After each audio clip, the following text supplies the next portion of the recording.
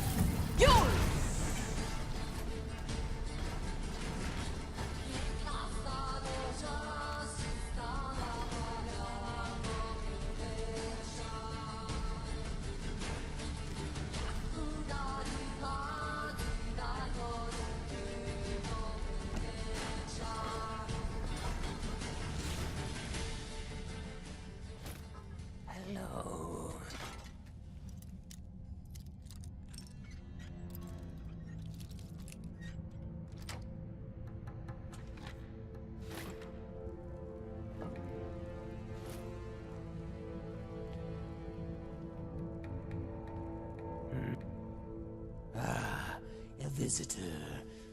Word travels fast, it seems. As fast as time flies. Which makes sense, given that they're both a type of bird. No doubt, you came for the Argonian known as Two Tails. I am he.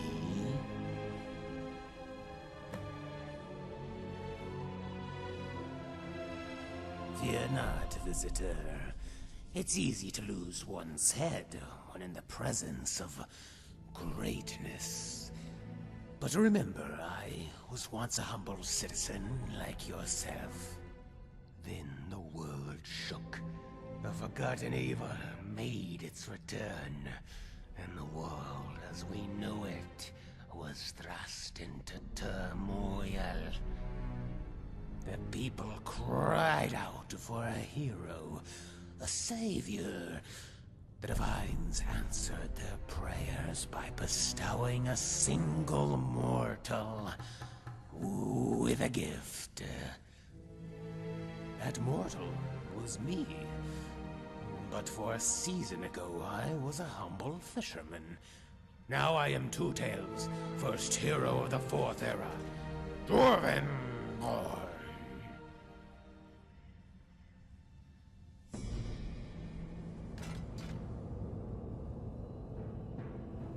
Ha! You are not Dwarvenborn. Goblin-born, maybe. But the plague that sweeps over this land is not pale and squishy. No, it clanks and it whistles and it's made of metal. I speak of dwarves and their army of walking ingots. They are led by the traitor Mazunach, the outcast who seeks to eat the gods. Your worst enemy and your best friend, as you are nothing but a dog to him. And like a good doggy, he's going to make you fetch dirt, then bring it to the surface while his army of centurions flog you with brass whips. Mazunach aims to devour the gods, at least the ones that live underground, and in doing so, propel our world into chaos. But as it is written in the Histbark, and inscribed in the assortment of spoons I keep in my pocket, all is not lost. For there is one that even the mad dwarf and his legion of machines fear. In their tongue, I am known as Thuammerdzin, Dwarvenborn. I was fishing near the coast of Nibben Bay in Cyrodiil when I saw a bearded mage standing by the bank. In his hand was the ugliest fishing staff I had ever seen, but when he raised it to the sky, a massive island rose right out of the water. On it were rocks, chiseled into the shape of dwarven heads. Only they weren't rocks, but cheese. Then, waving the staff around some more, he conjured 3 beggars to eat away at the cheese rocks, from its mustache down to its chin. Their efforts revealed a secret portal, a gateway to the Dwemer homeworld.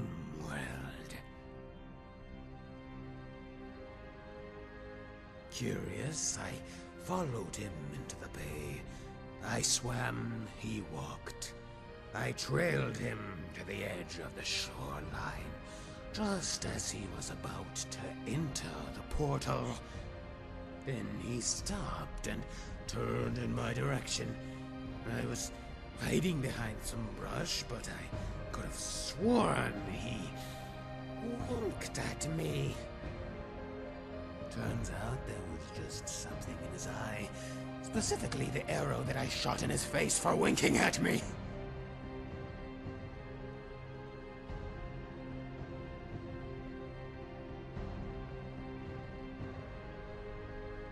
It was my fishing bow.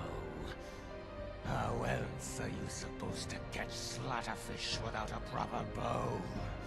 Or staff for that matter? Now I had both. In fact, I could have used the staff to catch twice as many fish if I were a fisherman and not the one true savior of Skyrim. But first, I needed to step through that portal, which I had no problem doing. I didn't kill a man and 3 beggars to catch more salmon. As Dwarvenborn, I possess what is known as the Machine Hand. Simply by placing my palms on a device, I can disable it permanently.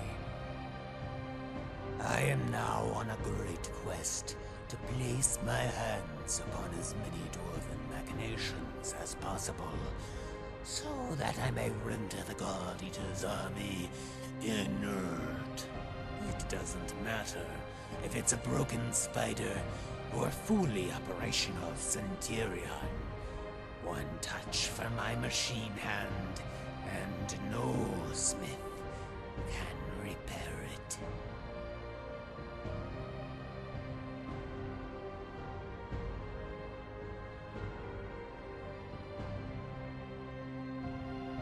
What you speak of is a temporary solution. Pointless when you consider that Mazunach can resurrect his machines with his hands or his voice. Only the touch of my machine hand can render them ineffective. Every wire, every gear, every part becomes as immaterial as the void. It's the only place that's completely safe. Mazunach has his spiders everywhere, hiding in the dirt like 8-legged mud crabs. They're out there right now, burrowed in the mud, not 40 paces from where we stand, using the grass and the weeds like an insect's antenna. Only these antennae aren't like the kind you find on a bug. No, attached at the end are magical listening spheres, painted white to look like flowers. Cotton balls, fungal pods, tulips. His eyes and ears are everywhere, searching for the one they call Dwarvenborn. Conversely, there isn't a section of wall or piece of dwarven metal that I haven't blessed with my machine hand. It's completely quarantined. They say he was a gift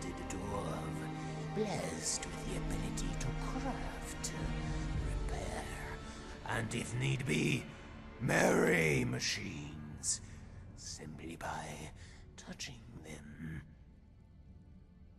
Some even say he learned the way of the voice, that he could direct his spiders to sweep the floors by issuing a simple 3-word command. Something like, broom floor sweep, or beep boop bop, or insert tube here. You know, common phrases of the machine tongue. Cocaine's a hell of a drug. Then, one day, while renovating an old cave, he came across a magic scroll written inside a tube of fungus.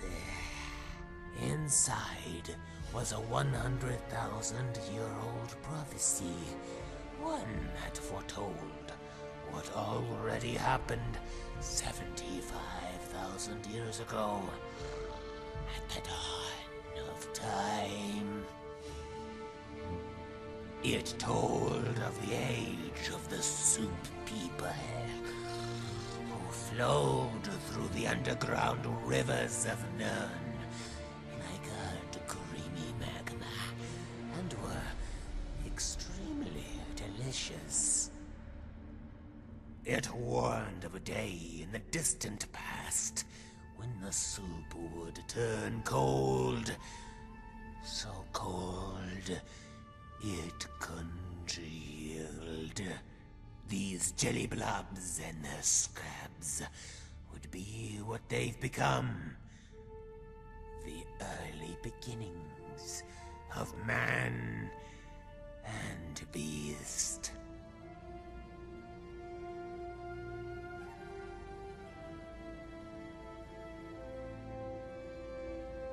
And there's no need for me to respond with dignity.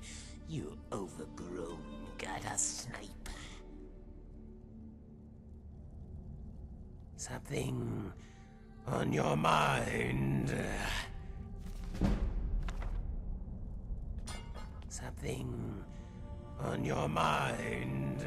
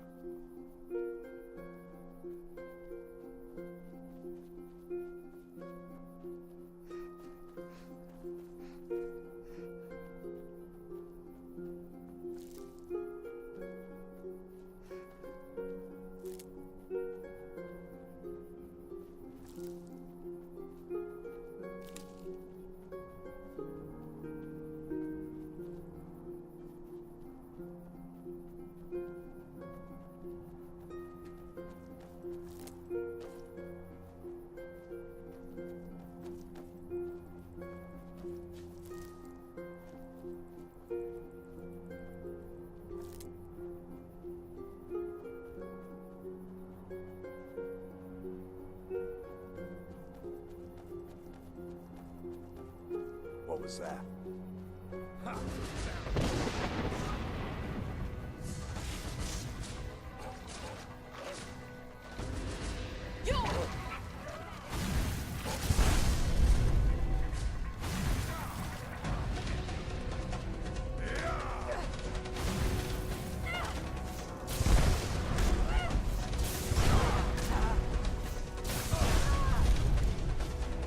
Going to enjoy killing you.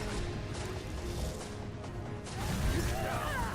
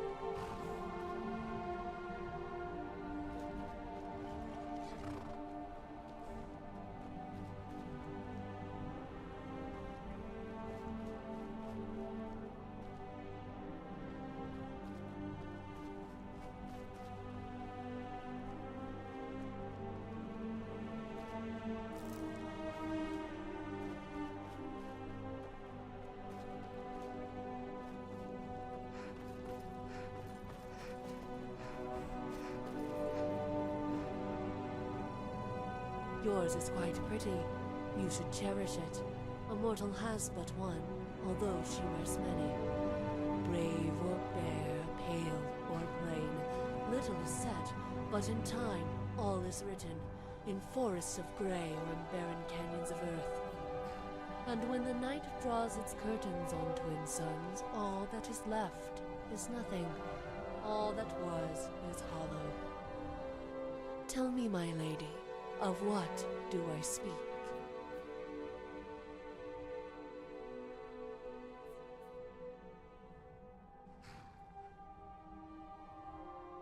Correct.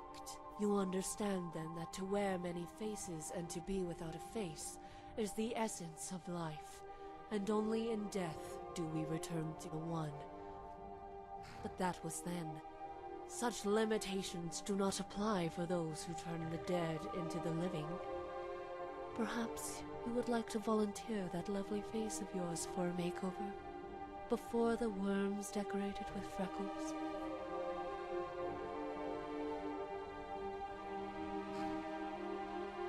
If you wish to hear my credentials first, then know that I am a disciple of the hollow-faced men of Nohotogra and the witches of Devil Rock.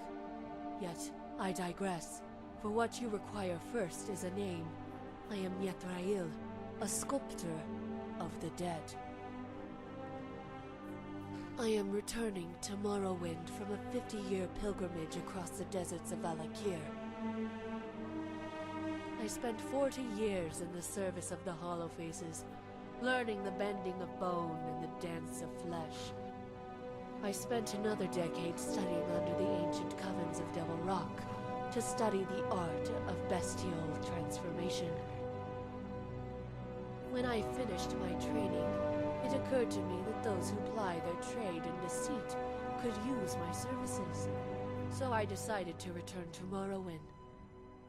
Yet the Morrig tongue is no more, and the guilds are as brittle as the undead. Skin changers, flesh dancers, the tribe of the wandering faces, the hollow-faced men of Nohotogra go by many names. Like the chirurgeons of Cloudrest and the slave sculptors of Aliot lore, they are masters of the art of molding flesh.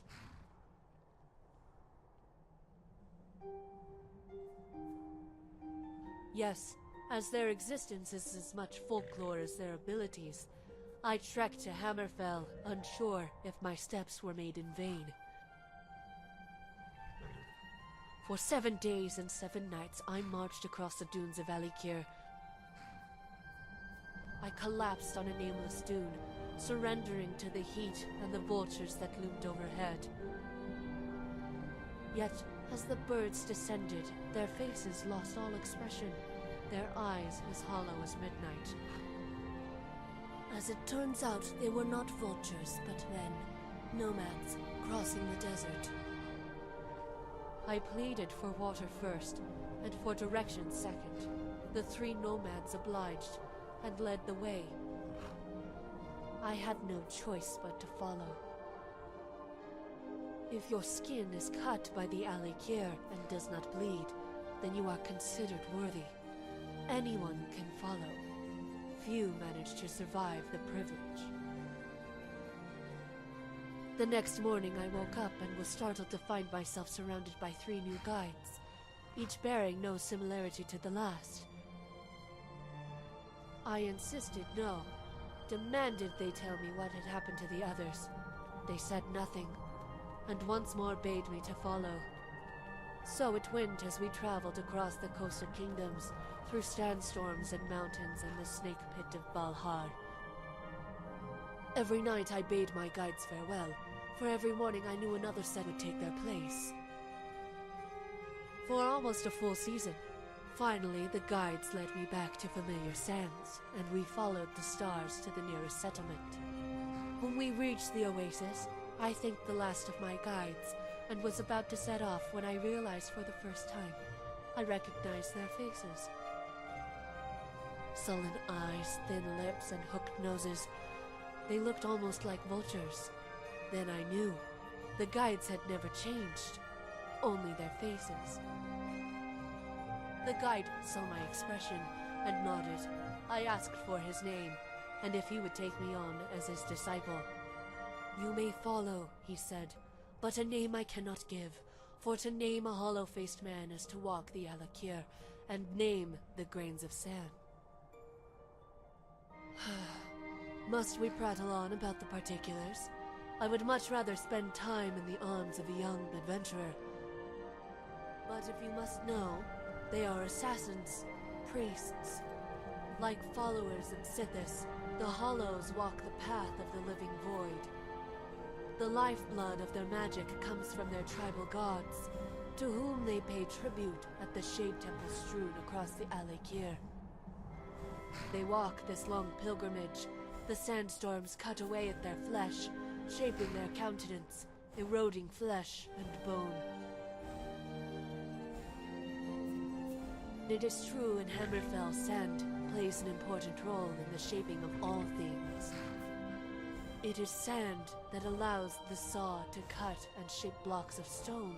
Sand that is glazed on the bone cutter's knife as he reshapes your skull. And that is the answer to your query. It is not flesh that makes a face. It is cartilage and bone. Shape that, and the flesh will form around it. A bed of sand may be as soft as a cloud, but individually each grain is extremely coarse. The ancient stonecutters would lay out a line of sand over a block of granite, then run a saw over that line. It is not the same type of saw we use to cut wood. The saw has no edge. It is there simply to apply pressure. The sand serves as its teeth. The sand scalpels of the hollow-faced men are made by binding grains of sand to a small, edgeless knife. The end product is a blade that can shape and cut bone as easily as a man shaves his beard.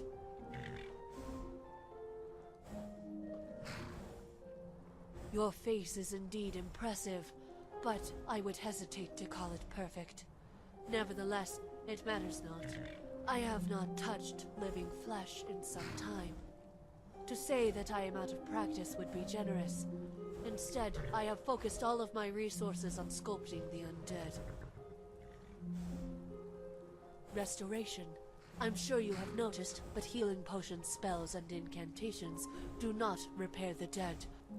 Restoring dead flesh, even if it were as pristine as yours, is inconceivable without the knowledge of darker arts. I can shape the skull, mold the cartilage, and bind dyes to their pupils to give their eyes luster. Yet, incisions must be made, and incisions can leave scars. A coven native to the coast, a league or two north of the Dragontail Mountains. In truth, I would have followed any coven, but after my time in the desert, I longed to see the ocean. Witchcraft naturally aligns with my interests. The ability to transform the body, to lengthen bones and expand the heart is an important skill. It is said the Glenmoral witches once took flight as ravens, and their spells could cure lycanthropy. There was still much I had wished to learn from the beldam of the coven, but such knowledge was only available to the most devoted of supplicants.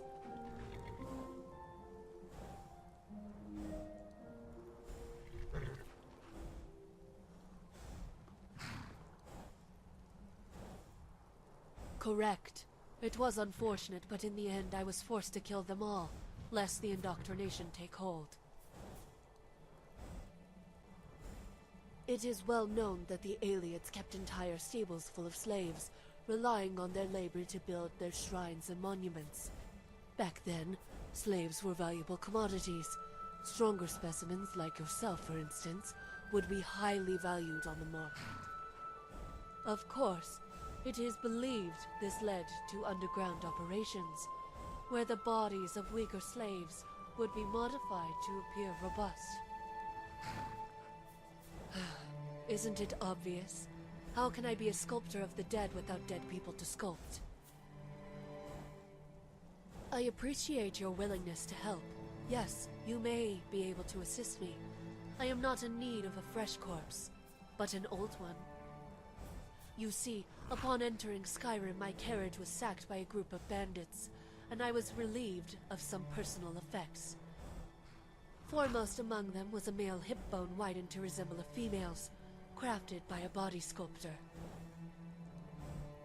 One of my former masters kept it as a souvenir, an oddity one puts on a desk to start a conversation. However, as a young apprentice bored with magic, it became the very catalyst for my life's pursuit. As my skill improved, I gravitated toward the more difficult arts, the more delicate flesh, none more so than the faces of the undead. Yet it all began with that single sculpted hip bone, one given to me as a parting gift when I left for Hammerfell. As the bandits unloaded my belongings, I overheard one of them discussing his future plans. Something about setting up camp overlooking a sleeping giant. His words only confused me, but perhaps you will be able to make sense of it. Excellent. I look forward to having my items returned to me. Some are dear to me for sentimental reasons. Others are vital for resuming my practice. And I assure you, if you do this for me, you will be handsomely rewarded. The High Elves have long been obsessed with their appearance, namely maintaining a similarity to their ancestral Aldmer. In time, the practice extended to other, more practical uses.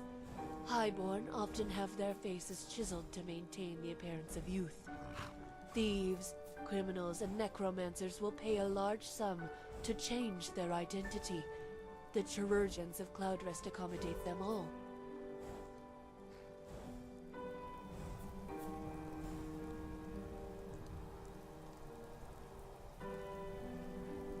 What can I do for you, friend? What do you need to take? Let me know if you need anything.